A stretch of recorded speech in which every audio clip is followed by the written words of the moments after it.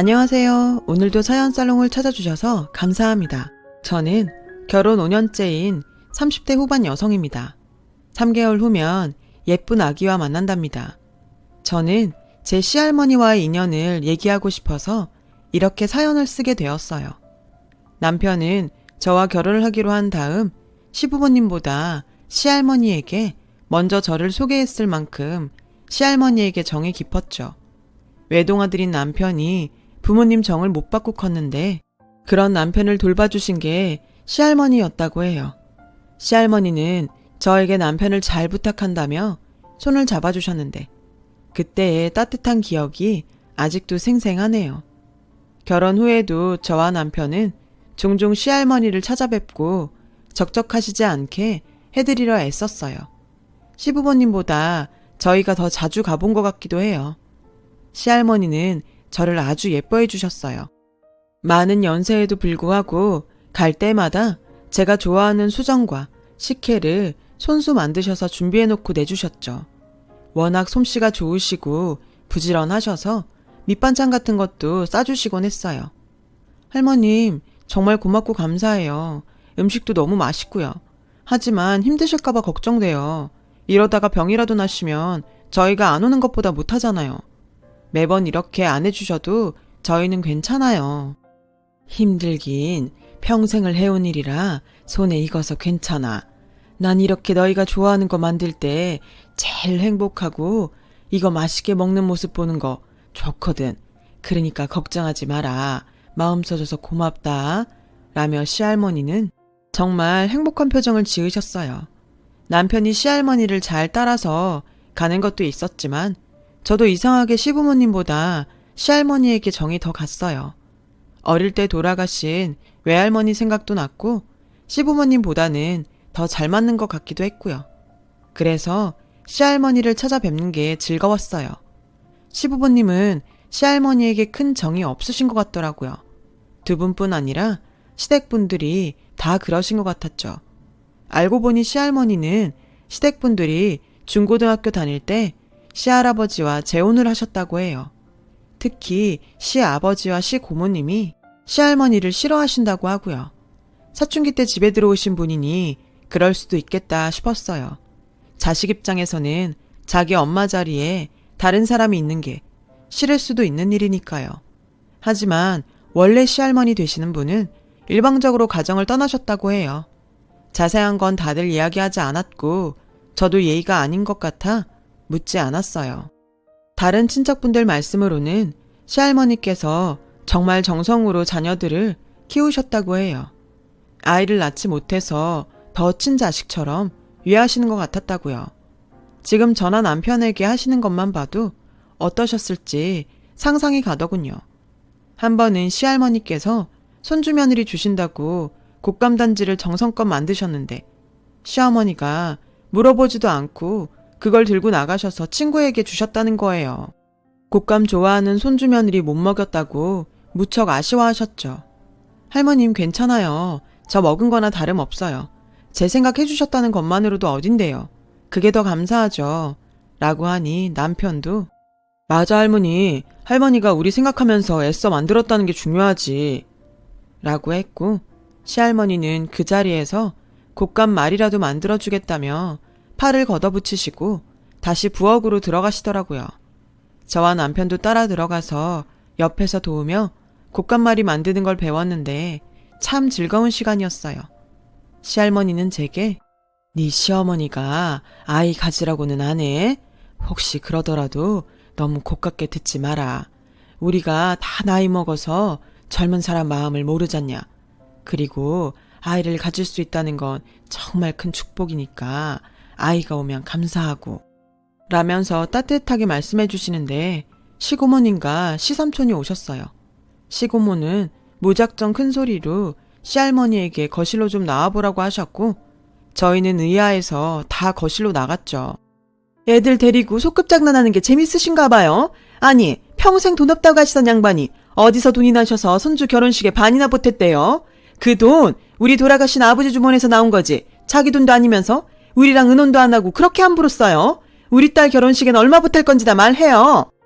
그러자 시할머니는 전에도 말했지만 이 집도 지금 나한테 있는 것도 내가 평생 안 먹고 안 입으면서 모은 걸로 산 거다. 내 피눈물이 들어간 돈에 너희 이견이 왜 필요하냐.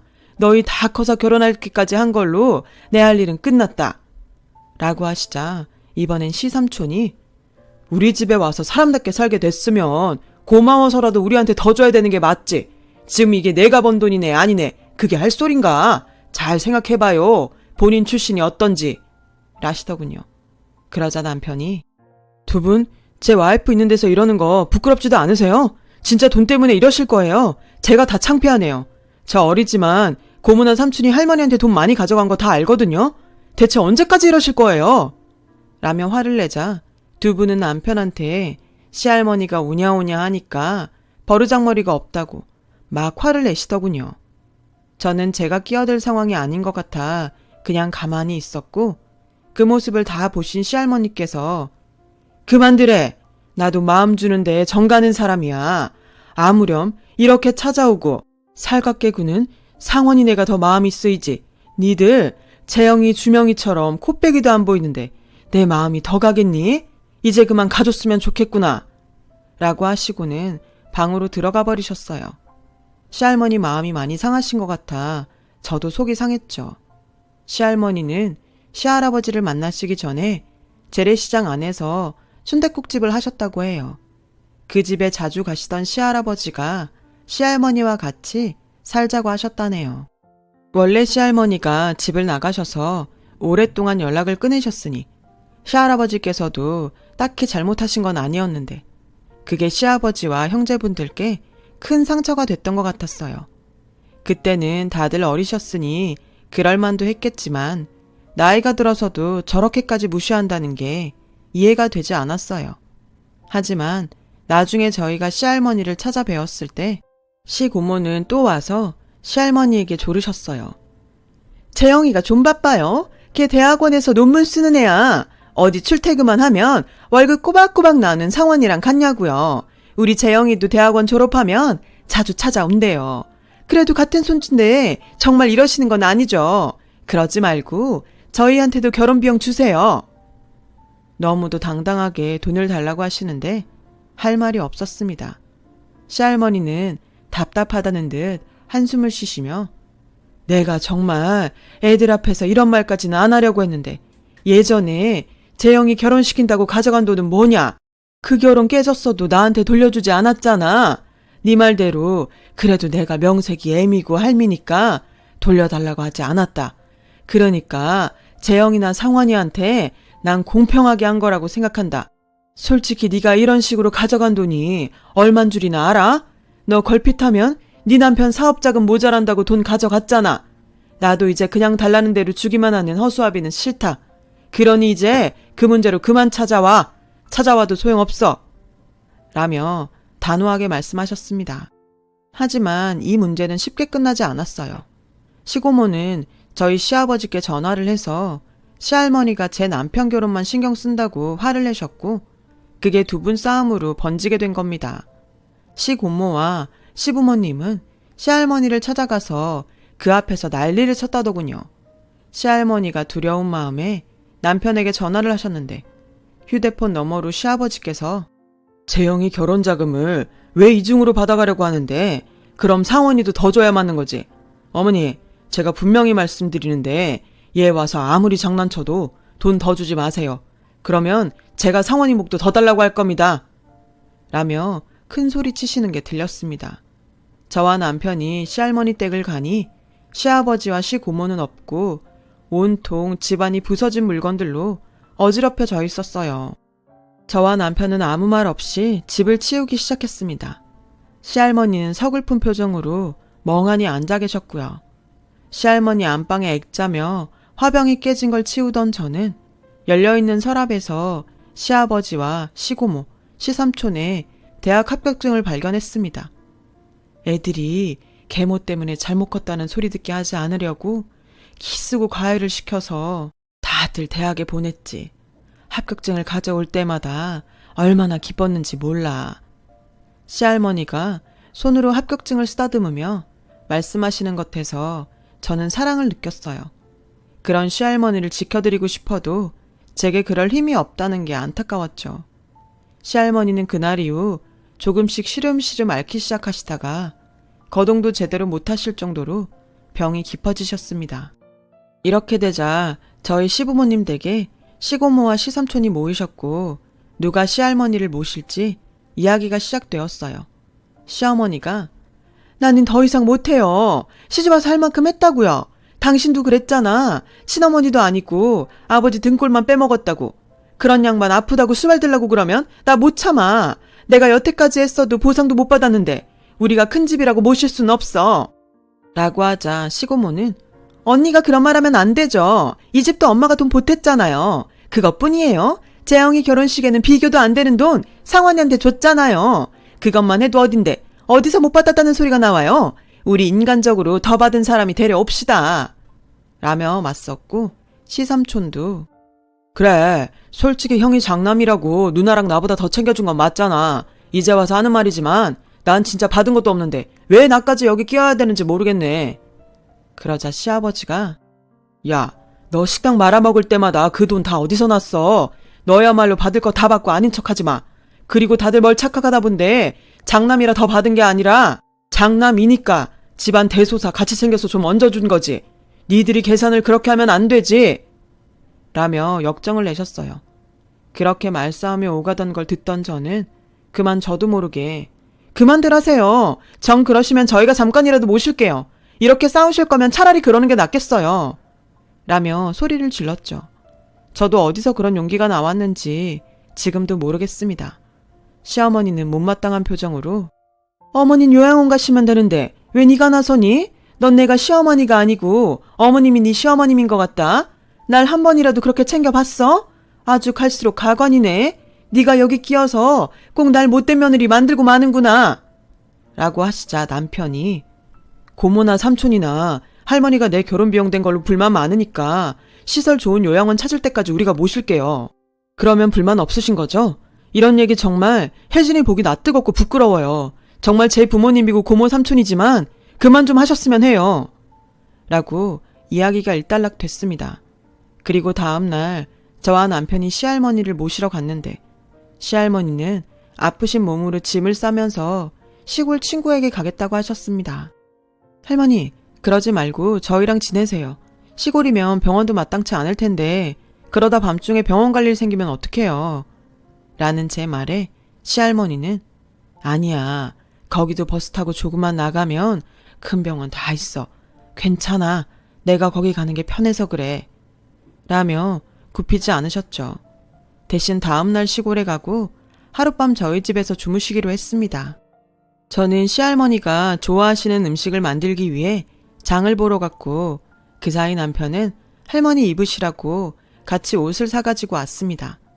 제가 음식 솜씨가 서툴러서 마음에 안 차셨을 텐데도 시할머니는 맛있다 고맙다 하시며 식사하시는 동안 제 손을 꼭 잡고 놓지를 않으시는데 시할머니가 안쓰러워 눈물이 났죠. 그렇게 시할머니는 시골로 가셨고 저와 남편은 일주일에 한 번씩 할머니를 뵈러 갔어요. 친구분과 편한 마음으로 계시니 건강도 더 좋아지신 것 같아 마음이 놓였습니다. 몇 달 정도 지났는데 어느 날 시아버지께서 할머니 계신 곳이 어디냐고 물으셨어요. 시할머니 내려가실 때 너무 잘못한 것 같아서 죄송스럽다더군요. 그래도 장남이라 다르구나 하는 생각이 들었고 할머니 계신 곳을 알려드렸죠. 시부모님은 바로 할머니를 찾아가신 것 같더라고요. 저는 이제라도 할머니가 장남 효도를 받는 것 같아 마음이 놓였습니다. 그런데 알고 보니 할머니에게 시할아버지가 남기신 예금이 있었던 겁니다. 그게 꽤 큰 돈이었나 본데 그걸 시부모님이 어떻게 아시고 시할머니를 찾으신 거더라고요. 저와 남편이 갔을 때 시어머니는 어머니, 이제 그만 서울로 가세요. 여기서 이러고 계시다가 갑자기 변이라도 생기면 어쩌려고 이러세요. 저희한테 연락도 못하고 그렇게 되면 어머니 혼자 돌아가시게 된다고요. 라며 시할머니를 회유하고 계셨고 시할머니는 괜찮다. 여기도 이장이 매일 노인들 잘 있나 확인하러 다니고 내 친구도 같이 있는데 뭐가 걱정이냐. 라며 같이 올라가기를 거절하셨어요. 그러다가 예금 이야기를 시고모와 시삼촌도 알게 되셨고 또다시 시댁 어른들 간에 싸움이 났어요. 저는 그 싸움에 휘말리고 싶지 않아서 되도록 시댁에 안 가려고 조심하고 있었는데 시부모님과 시고모님, 시삼촌이 차례로 찾아오셔서 저보고 시할머니께 말씀 좀 잘 드려달라고 하시더군요. 다들 자기한테 예금을 줄 수 있게 해달라는 거였습니다. 그런 얘기를 제가 어떻게 해요. 그리고 전 할머님이 어떤 생각을 하고 계신지도 몰라요. 라며 피할 수밖에 없었죠. 그러던 어느 날 할머니가 갑자기 쓰러지셨다는 연락을 받았어요. 급성 폐렴이 왔다는 거였습니다. 노인들은 폐렴 때문에 세상을 뜨는 경우가 많다고 해서 저나 남편이나 가슴을 졸이며 시할머니가 회복하시길 기다렸어요. 잠시 후 시부모님과 시고모, 시삼촌도 병원에 오셨는데 시고모는 저를 보자마자 다짜고짜 대체 어떻게 했길래 저렇게 하루아침에 인사불성이 돼? 아주 잘난 척은 혼자 다 하더니 노인네 하나 제대로 못 모셔? 저 양반 이대로 잘못되면 다 네 탓인 줄 알아. 라며 저를 몰아세웠고 다른 시댁 어른들도 저를 원망스럽게 보시더군요. 어이없고 억울해서 눈물이 나려는데 남편이 버럭 소리를 지르며 뭐라고요? 서로 안 모신다 그러고 요양원도 아무데나 보내려고 했으면서 혜진이 탓을 해요? 진짜 이러면 저 앞으로 인연 끊습니다. 엄마 아빠도 마찬가지고요. 다시는 안 볼 줄 아세요. 라며 화를 냈습니다. 그때 중환자실에서 의사가 나와 시할머니가 정신을 차리셨다고 전했어요. 일단 시부모님이 먼저 보러 들어가셨고 시고모 시삼촌이 들어갔다 오신 후 저와 남편이 들어갔어요. 시할머니는 저와 남편의 손을 꼭 잡으시더니 여기 내 방 장 안에 보면 나무로 된 작은 보석함이 있거든. 그거 우리 혜진이가 꼭 가져라. 내가 꼭 주고 싶었던 거야. 라며 조용히 말씀하셨어요. 그리고 이틀 뒤 시할머니는 세상을 떠나셨습니다. 저와 남편은 서로를 붙잡고 얼마나 울었는지 몰라요. 저는 시할머니의 장례식이 경건하게 치러지길 바랬지만 시댁 어른들은 그렇지 않더라고요. 그분들은 시할머니가 남기신 예금을 어떻게 나눌 것인지 그걸 가지고 사사건건 말다툼을 하셨죠. 급기야 남편이 없는 사이 몸싸움까지 벌이셨고 저도 더는 참을 수 없었죠. 제발 이러지 좀 마세요. 사람들 보기 창피하지도 않으세요? 그 돈이 뭐라고 돌아가신 분 앞에서까지 이러세요. 그래도 할머님 덕에 지금까지 잘 살아오셨잖아요. 그런데 어떻게 마지막 가시는 길에서까지 이러실 수 있는 건지 전 정말 이해가 안 되네요. 라고 하자 시어머니는 너 지금 누구한테 눈을 똑바로 뜨고 가르치려 들어? 네가 뭘 안다고 그래? 아주 웃기는 애네? 라고 했고 시아버지도 너 아주 버르장머리가 못돼 먹었구나. 어머니가 좀 오냐오냐 했다고? 네가 뭐라도 되는 줄 아나 본데 그런 식으로 까불다간 내 아들이랑 못 살 줄 알아. 뭐라고요? 아버님 그걸 지금 말씀이라고 하세요? 라며 제가 어이없어 하는데 그때 마침 검은색 양복에 검은 넥타이를 한 남자분이 저를 찾아와 서류를 건넸습니다. 돌아가신 김순례 할머니께서 강혜진 씨 앞으로 남기신 겁니다. 이게 무슨 번호 같은데 전화번호도 아니고 뭐죠? 라고 하자 은행 금고 비밀번호입니다.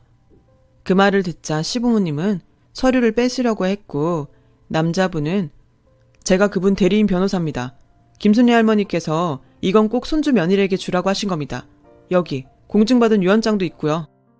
그때 손님들 배웅 갔던 남편도 돌아와 확인했고 변호사도 돌아갔는데 시부모님은 은행 금고에 뭐가 들었는지 봐야겠다며 저더러 앞장을 서라고 재촉을 하시더군요.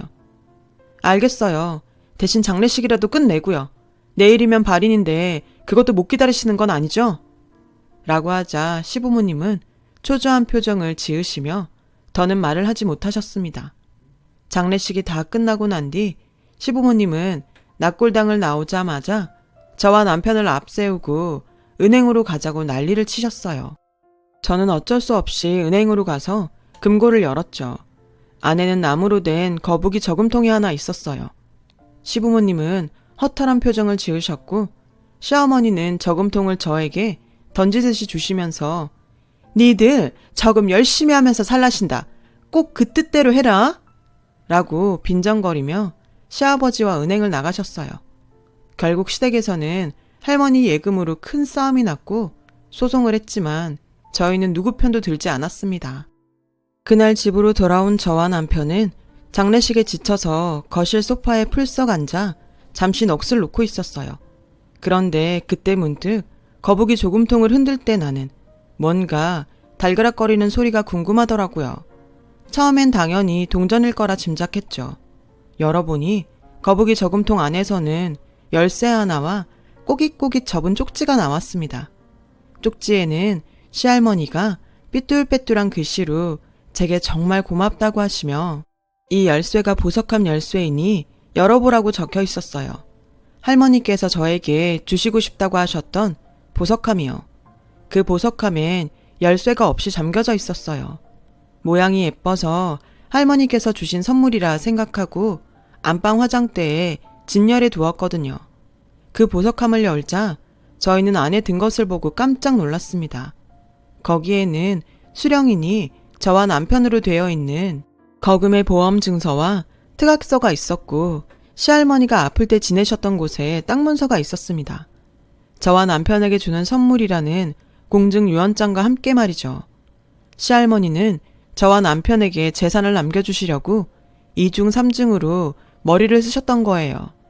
시할머니가 친구분과 지내던 집과 그 인근 땅은 얼마 전 아파트 개발 부지가 된다는 소문에 땅값이 엄청나게 올랐다고 하더군요. 저와 남편은 갑자기 생긴 거금에 어쩔 줄 몰라 했죠. 한 달이 흘렀을까요? 갑자기 시부모님이 찾아오셨어요. 저희한테 서운하다시며 연락도 안 받고 안 하셨거든요. 얘들아, 그동안 어떻게 지냈냐? 니들 보고 싶은데 바빠서 오지 못하는 것 같아서 이렇게 오게 됐다. 잘들 지냈지? 아픈 데는 없고? 듣자하니 어머님이 니들 앞으로 뭘 남기셨다는데 그거 사실은 우리한테 와야 맞지 않겠니? 우리가 부모인데 어떻게 부모를 건너뛰고 자식이 재산을 이어받니? 남들이 욕한다. 니들도 욕먹는 거 싫을 테니 지금은 우리한테 넘겨라. 잘 보관하고 불려서 우리 죽을 때 니들한테 돌려주마. 라는 시어머니 말씀에 남편은 코웃음을 쳤습니다. 그렇죠. 돈이 있으니까 오신 거죠?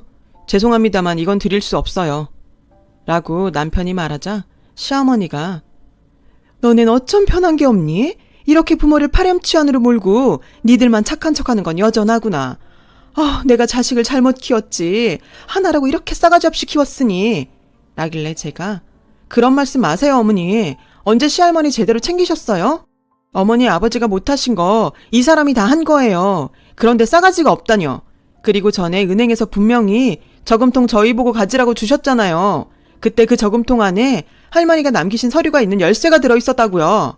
어머니 아버지는 끝까지 할머님의 마음을 우습게 하셨어요.